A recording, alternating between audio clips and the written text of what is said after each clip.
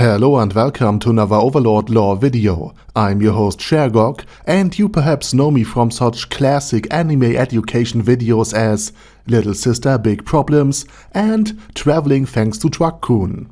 And today, we are going to speculate about who could at least potentially marry Zesshi.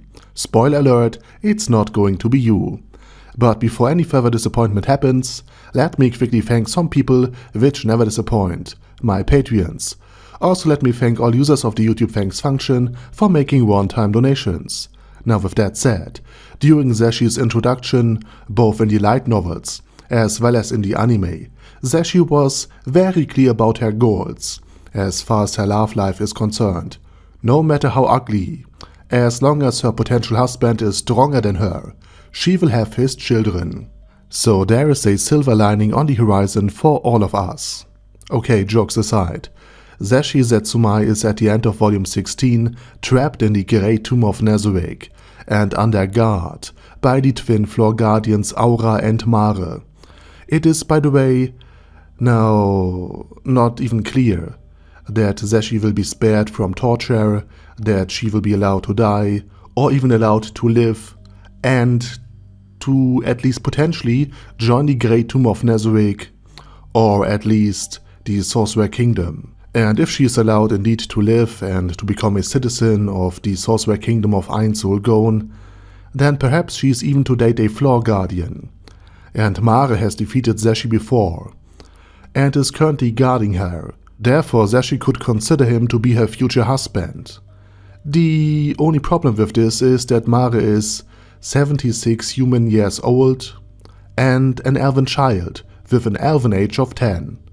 So if he is to be the future husband of Zesshi, they will have to wait at least another 61 years to be married, in order for Mare to come of age. Now this could still work because Zesshi is in her late teen years by elven standards and is round about 100 years old by human standards. And such marriages would not be unheard of in medieval times. For example, in Game of Thrones, Daenerys was 13 when she was married to Khal Drogo, and Arya Stark was still a kid when she was married to Joffrey, which is really effed up if you ask me. Now Mare and Zesshi could simply be promised to one another and marry much later. So in a medieval fantasy world, this option would make sense. And I'm sure Ainz would protect Mare from any unwanted advances until he comes of age.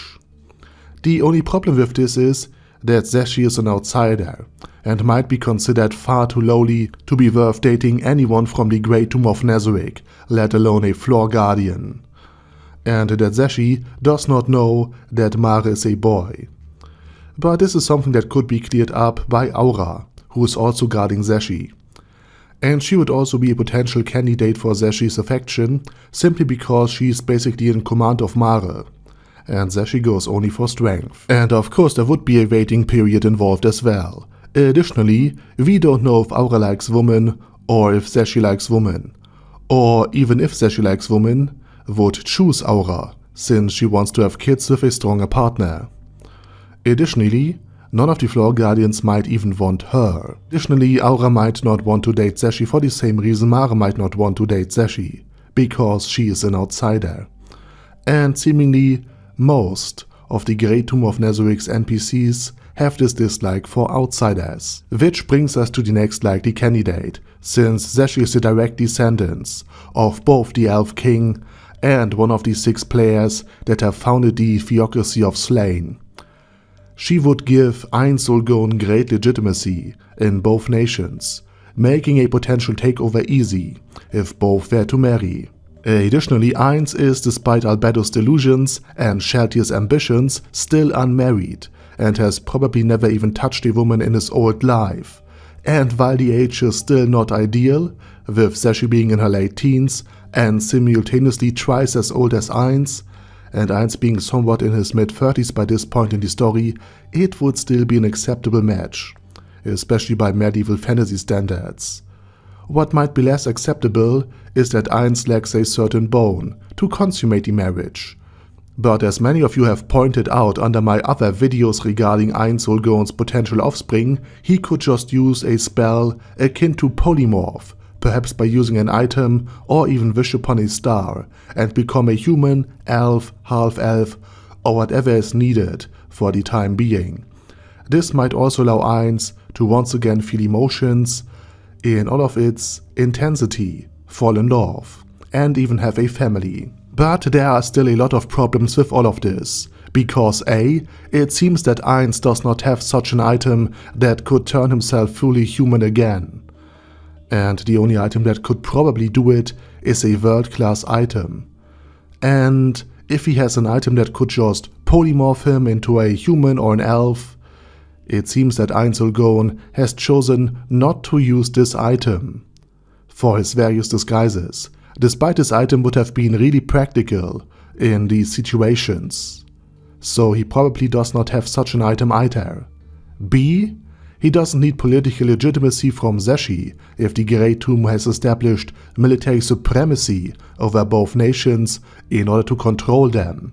C, I think that Zesshi and her antics would scare him. And D, if Albedo hasn't started to plot against Ainz, then she shall hear the entirety of the Pleiades and probably each and everyone else of the Great Tomb of Nazarik's inhabitants, especially Cocytus, if we take his action from season 4 into account, would stop this union by all means necessary.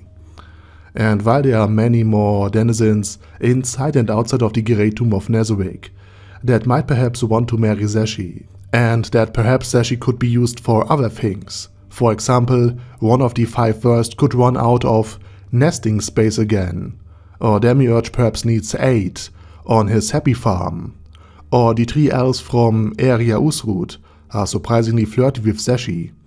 I think that if it comes to any marriage alliance with Zesshi, that these 3 candidates are about the only realistic choices that even exist. Now, this does not mean that Zesshi won't be useful to the Great Tomb of Nazarik in any other way. For example, one of the 5 worst could run out of nesting space again, or Demiurge needs perhaps 8 on his happy farm.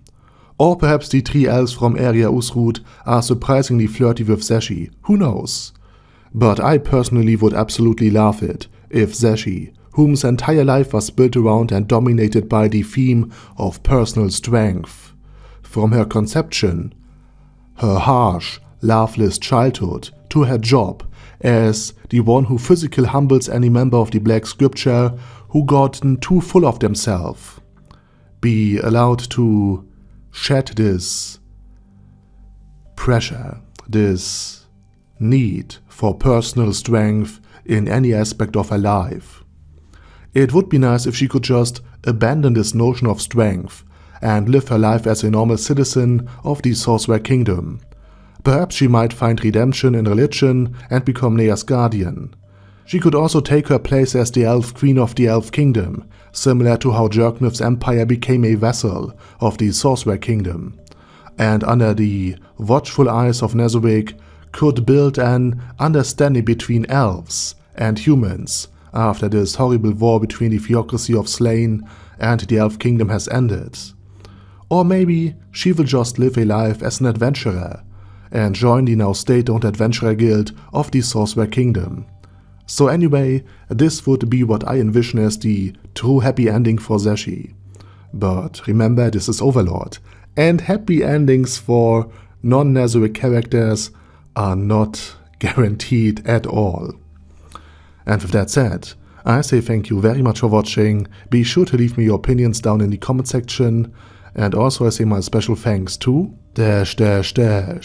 Arder Daddy Arder, Bad Guy Ye, Bad Burrito 316, Bezer, Ben C, Brandon D, Chrissy, Crowley 0221, Sia, Crystal Prime, Dead Slime, Death is Mercy, Deathless Dragonlord, Demon Xenomorph 1987, Devin Downen, Ding Dong, Duckwagon, Dunkler Krieger, Dystopia, Dystopia II, Enigmatic Unicorn, Thiral Shivan, Guy with That Head, Hector Marino, Hoss, Huster, Jacob G, Jana B, Jason, J. Morris, Chromius, Kyle R., Lee K. Long, Legendarius, Lelouch Britannia with a Mustache, Lexus Fox,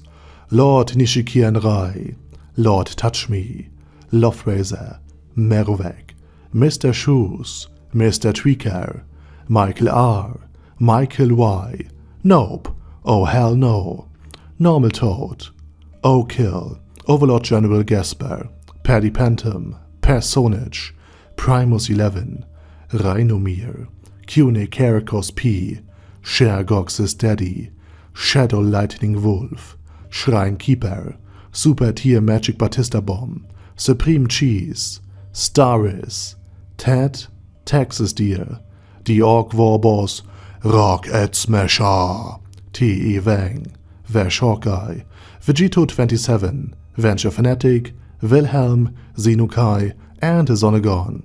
Thanks guys. Anyway, have a nice day, and I hope to see you all again soon under my next video.